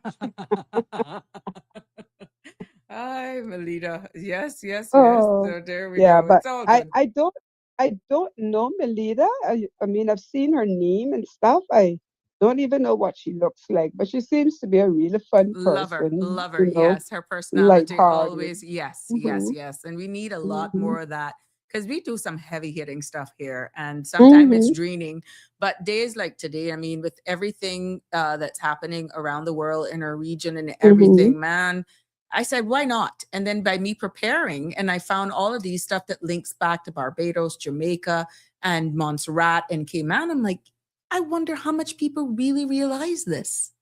Mm-hmm. So I thought it was really good to share it. And even though it's a lighter moment, because I don't know if Mm-hmm. you remember the restaurant down there on 7 Mile Beach before Peppers coming from town where they had this big rock. They used to paint it green and you used to stand up there and that used to block traffic in the evenings. Mm-hmm. You don't see those things anymore. And Marshall shared a picture with us back in the day when he attended one of Mm-hmm. the walk runs. And so we do have it, but more and more, I Mm-hmm. guess it's more insular. And if you're not with friends or someone there, it could miss Mm-hmm. you. But this really Mm-hmm. ties into us. I can't buy into the WhatsApp that I got about green rundown though. Oh God, Yeah, no. well, we not gonna trouble our rundown. We can leave that Oh Caymanian. my God. But I just want to perhaps expand or clarify Mhm. on a comment that Andrew just made, where he said that my father was an avid cricket fan. Yes. He was much more than just a fan. My father was very, very instrumental in the development of sports in the Cayman Islands, Mhm. and cricket and football. And back in 2003, he was recognized for that as well as Mhm. for law enforcement. Mm. So, and then when they created the Cricket Hall of Fame, he was one that was inducted in it. Nice. So, You see, um, learning so much today. Because I mean, it all mhm, depends on what age group you have. You only hear Mr. Archer, oh, that Mr. Marco, daddy, daddy's fun, daddy. But you mhm, really mhm, don't know. And I mean, once they have passed on unless they're Mm-hmm. recognized nationally Mm-hmm. and gives you the Mm-hmm. opportunity to highlight, then our certain generations will never know. They only hear Yeah. your last name. So it's Mm-hmm. good that we have opportunities like this, even though it came up on this episode, to share Yeah. this, but it's good. It keeps it relevant, and keeps them relevant, and not just in the confines of your home, in your family. Right. People need to know. Mm-hmm. Mhm. And another comment that I'm seeing that Andrew has made. Now, this is regarding Siaga. I take it he means Edward Siaga, Siaga, yeah, and was he's Syrian. saying that. But if I'm not mistaken, and I stand to be corrected, I think that Mr. Siaga was Canadian. One of his parents was Canadian. Mm, I'm not sure about the Syrian, but I know for sure he had very strong ties to Canada. mm, And back in the 70s, when he defeated Michael Manley, um, it was Canada that came to his aid first. oh, Yes, because by that time, the rest of the world had shut Jamaica down. mm, And yep, and they wouldn't come back, but Canada came to his aid. And and that is one of the reasons that Jamaicans didn't die hard accept him, because they felt he wasn't Jamaican because of this Canadian parent. But you can look it up. It's there. mhm, I don't remember exactly which one it was, but I'm not sure about the Syrian, but I know for sure that one of his parents was Canadian, and it's a very good possibility that he may have been born in Canada. No, I might be wrong there, mhm. depending on their law, whether you have to be born Jamaican, to be the prime minister, but I'm pretty sure that one of the parents came from Canada. This is what Uncle Hmm. Google said. Uncle Hmm. Edward Siaga, the Jamaican politician, was neither Canadian nor Syrian. He was Jamaican, born in the United States, and of Hmm. Lebanese and Scottish ancestry, thanks to Ah, Wikipedia. okay, Mhm. okay, Jamaica's okay. fifth prime minister from 1980 to 89. And Hmm. yeah, so he was Jamaican, born in the United States, and of Okay. Mm, Lebanese and Scottish hmm. ancestry. Mm, okay, okay. Mhm. Well, He was he had born some, in yeah, Boston, Massachusetts. Hmm. he had some connection to Canada though through one of the parents. So Okay. Well, yeah, yeah, so but maybe if Uncle Google, if you you know look, how that go. yeah, If you dig more, yeah. you'll find more. But Hmm. yeah, But interesting. the history books, like for example, if you found something with his biography, I'm sure Yeah. they, yes, because they would have history on his parents as well. Hmm. But yeah, but I did not think he was Syrian. So Hmm. and I'm not sure if you call Lebanese Syrians. I don't know. Do you? No, I No, don't know. no, that would be No, to I me. It would be think different. so. Yeah, they're different. They're Arabs, but they're Hmm. not same. But it just goes to show, just as I call it, how mixed up Caribbean is. So, Yeah, boy, if we um, were to do some real DNA testing, genomic sequencing, what a mhm, mix up we would be. mhm. Hmm. And I want to say this while we're speaking about names, because this is a very common error that I've heard Caymanians make and claim. Hmm. They carry these surnames, and so they think they have that bloodline. Ah. They don't. They don't. And they should know that, because slaves back then were denied their own last name. They took the last name of their slave master. So that is why you Mm. have Black people with these white names, McLaughlin, McPhail, McCoy, and so on. Hmm. But they don't have that DNA unless Mm. the slave master was having an affair with one of the slaves and Hmm. produced a child, which we know happened, but they never gave the child their name either. Hmm. So the child would eventually have to take claim to some name as a last name. Because remember, the mother was owned by the slave master. And it was only because of whatever it was back then that when they had to give a last name, they were given in groups. And, Okay. this group was Turner's, group was Campbell, and so on. They were not even individualized. Because remember, these people were treated less than human. Right. So, Well, I pull up some mm, information since we were on Mr. The late Edward Seagas on his parents. mhm, His father was mhm, Philip George Seaga, born in Jamaica to Lebanese mm, Jamaican family. A second mhm, generation Lebanese Jamaican, worked as a salesman, lived in Boston, Massachusetts around the time of that Edward was born. Now, his mhm, mother, Erna Aletta Maxwell, was born in mm. Jamaica of Scottish, African, Jamaican, and possibly Indian ancestry. Okay. Moved to the Okay. United States shortly before Edward's birth. Now, both parents Mm, left Jamaica and settled in Boston, where they were married in 1929 and later had Edward in 1930. Now, there are right mhm. now, based on this information that I'm pulling up, there are no records show either parents or connections lived or living in Canada. No immigration, ancestry, or biological sources linked the Seaga family to Canada, and all documented movement was Jamaica, United States, not Canada. Yeah, Okay. And okay, so maybe I'm confusing with him with somebody another. else. Yeah. Yeah. Some people mix Um, up Lebanese with Syrians since many Middle mhm, Eastern families migrated to the mm, Caribbean in the same era. mhm. But Siaga's father was Lebanese Jamaican, not Syrian, and neither parent had Canadian ties. Mhm. All right, Yeah, yeah, maybe it was probably. another politician in Mm-hmm. Jamaica confusing the Canadian Mm-hmm. with Mm-hmm. um but so okay, so that corrects We got that, a history on that one. We need to dig up our own now. Yes. Mm, yeah.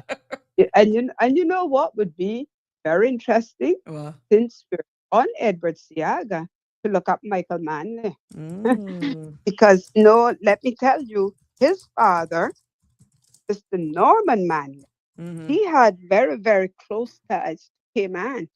And he was the lawyer who assisted Mr. Ormond Panton Mm-hmm. in writing the bill that they took to England when Mr. Ormond was fighting to get us internal self-government, something that we have all lived to regret and we Mm-hmm. now suffer because of that. But Mr. Norman, who was a QC at the time, he saw Mr. Norman saw Mr. Ormond's natural ability as a politician. Mm-hmm. And he was the one that suggested that Mr. Ormond should be the chief minister, because that's what it would have been. Right. And so he was basically showing him the ropes as to how you do this, how to write the bill. And Mr. Ormond Panton took it to England. It was accepted by England. England said, okay, what you have to do now, you have to form a two-party government. Mm-hmm. And when Mr. Ormond came back to Cayman and brought this, of course, he was betrayed by members of his own party and by the opposition, who did a petition saying that, oh, they couldn't do this because if they had done this, then we would have all of these Jamaicans coming in here at free flow, which they didn't want. Mm. And uh, and and so it's not just today that you get these blatant lies being told. Yeah. I'm not going to call them misconceptions. I think that'd be too nice. Let's Mm-hmm. call it what it is. And but the reason for that was because we didn't have an army, and that was another thing that we had to get. We had to have our defense force, and until that was established, Jamaica was going to provide us with defense at a cost of £20,000 per year. Okay. Interesting. I But it didn't happen. I So, did pull up a little bit on Michael Manley. He mhm, says that Michael Manley's ancestry is fully Jamaican, but his family mhm, roots trace back to England, Scotland, and Africa. And mm, he was born, of course, in St. Andrew, Jamaica, son of two mhm, Jamaica's most influential figures, Norman Washington Manley, national hero, lawyer, Jamaica's first prime minister, and Edna Manley. And mhm, it says that his father was born in Roxburgh, Manchester. His ethnic background goes back to English and Scottish from his father's side and African Jamaican from his mother's side. And his mother, Edna Manley Swithenbank, that's Nee Swithenbank, was born in Yorkshire, England, later moved to Jamaica. And her ethnic background, of course, sources note English, Jamaican cultural influence. But again, there is no, because of course it's going to keep trying to find if we're connecting the person to Canada. Yes, Yeah, yes. so that's the only reason why. But that is actually what that says there. So yeah, they originate from Scotland and African from the father's side, and from the mother's side, England. So it's interesting how this is so easy to just get all of this information. You know, there's no Yeah. reason why people should be chatting foolishness when you have all of these different sources out there that's readily and available. And Melita says that your bobos know. Miss Brenda asks you, ask your bobos who I am. They all know me. You too, but not putting the face to the name is all. And now she said, listen to this. She says, I'm going to eat my dinner on a hare, hunk fritters and steamed fish. Who drooling?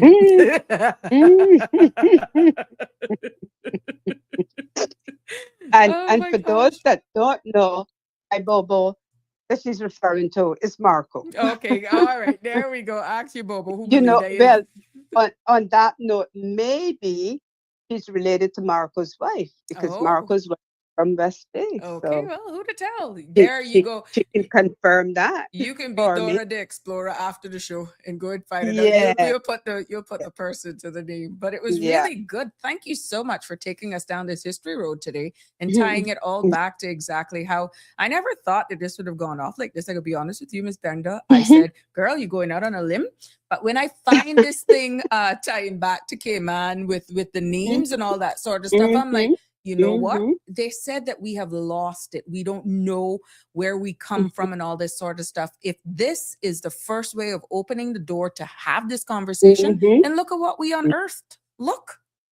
But let me just say this, Sabrina. Caymanians need to stop listening to myths and believe in them. Yeah. As a nation of people, I think, excluding me, they're too gullible. Okay? That's why I keep saying, know your history. Yeah. Yeah. Have to know where you're coming from. There's no reason to be ashamed of it. You know, slaves didn't become slaves because they wanted to be slaves. True. They were captured. And let me just correct something, because this has now been corrected. They were not slaves. They were enslaved. Yes, enslaved. Remember, I thought it was quite interesting how they worded that. Enslaved. That's right. Enslaved. That's right.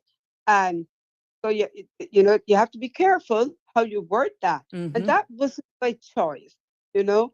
So there is no shame in, I mean, look at me. I've got all mixtures in me. You know, even Irish, okay? So, and you know, if you saw some of my mother's relatives, you'd wonder, oh my God, how did this one look like this and this one looks like this, but they're siblings, you know? Yeah. And even to look at my siblings and I, you know, and how we came out. But then if you know what my parents look like, I guess you could understand that. But yeah. Yeah. Wow, interesting. because, you know, the Indian is very dominant, you know, with color and hair and stuff. And those that took my mother's lighter skin, what people don't realize is that they have the very dominant Indian features. Okay. But because their skin is lighter, it gets overlooked. Wow. Like I have twins in my family, and a lot of people don't even know that they're twins. I could be honest with you now. I could share this, and I was a bit embarrassed, and I was put in my place. I didn't realize that you were a twin. Now you? I'm not. It's not me. Oh, no. Okay.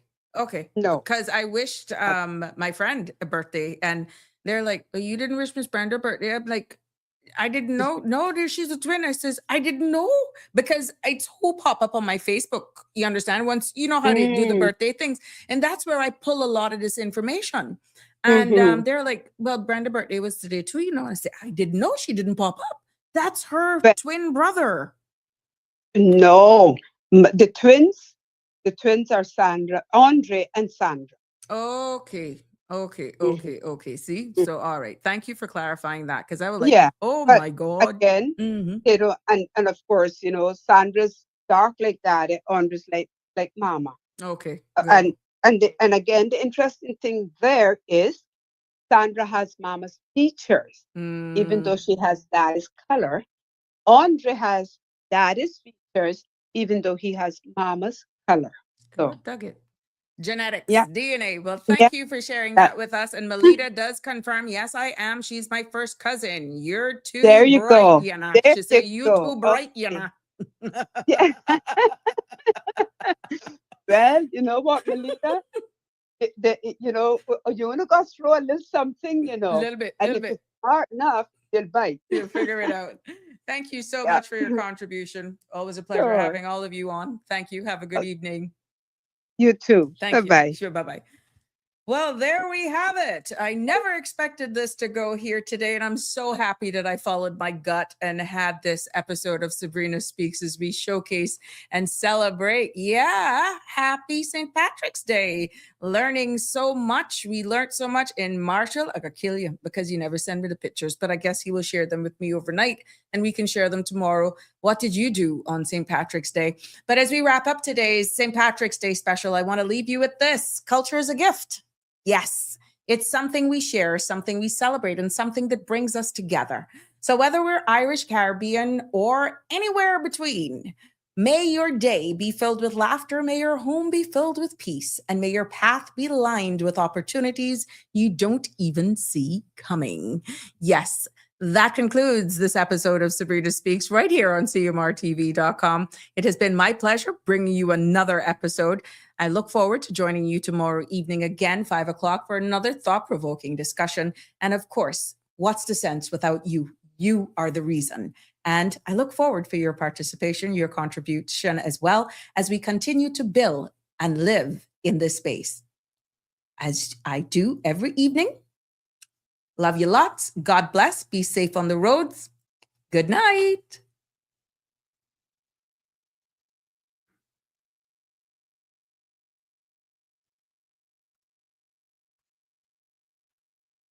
That's a wrap for today's edition of Sabrina Speaks. Thank you for tuning in and for being part of the conversation. Remember, the dialogue doesn't stop here. Stay engaged, stay informed, and most importantly, stay empowered. We'll be back tomorrow at 5 p.m., same time, same place, right here on CMR TV and radio, where your voice matters and your truth is heard.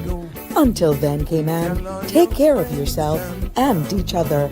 That's it for today's edition of Sabrina Speaks, where your voice matters, your story counts, and your truth is always welcome. Join us weekdays from 5 until 6:30 p.m. right here on CMR TV as we dive into the topics that matter most to you. Catch the show live or on demand at cmrtv.com. And don't forget to follow us on Facebook, YouTube, and Instagram so you never miss a moment. Until next time, stay informed, stay engaged, and always speak your truth.